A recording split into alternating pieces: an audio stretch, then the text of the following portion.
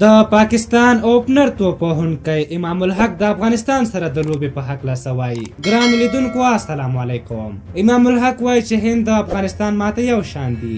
د افغانستان او هند لوبه لپاره تر نورو لوبډلو زیات تمرین کوم او د هند او افغانستان سره لوبه هغه ته ځکه یو شان ښکاري چې دواړه ټیمونه یې تر ټولو سخت رقیبان دي. د افغانستان او پاکستان لوبه ډېره له احساساتو ډکه وي. که افغان لوبډله د نورو لوبډلو په مقابل کې هر ډول لوبه ترسره کړي، خو د پاکستان په مقابل کې ډیره په احساس لوبه ترسره کوي.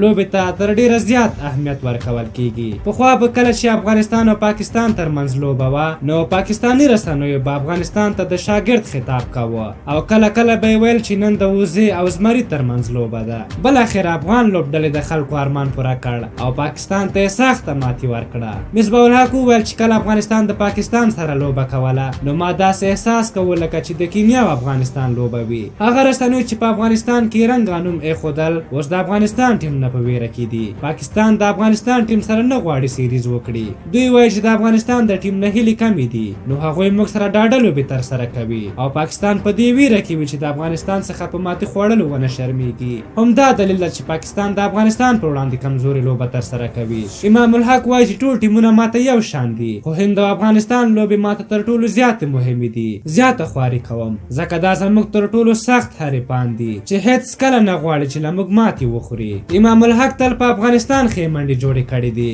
معلومه به شي چې په راتلونکې لوبه کې د افغانستان په وړاندې څنګه لوبه ترسره کوي. د امام الحق د دغه خبرو په ځواب کې افغان اوپنر توپ وهونکی نورعلي زدران ویلي دي چې ماته د پاکستان په وړاندې لوبه جهاد ښکاري. د افغانستان او پاکستان ترمنځ راتلونکې لوبه به د شنبې په ورځ د جون په 26مه نیټه په هینډ کلیک ریکارډ لوبغالي کې ترسره شي. افغانان یادې لوبې ته ډېر په بېصبرۍ سره په تمه دي. که خدای مکړه افغانستان ټولې لوبې هم وبایلي، خو یوازې پاکستان ته چې هم ماتې ورکړي، مینوال به ډېر خوشحاله شي. ستاسو په نظر آیا افغان لوبډله به وکولی شي چې پاکستان ته ماتې ورکړي؟ خپل نظر مو راته په کومنټ کې ولیکئ. د خپلو اتلانو په هر حال کې ملاتړ کوئ. تر بلې ویډیو مو په لوی بخښونکي خدای سپارم. د الله په امان.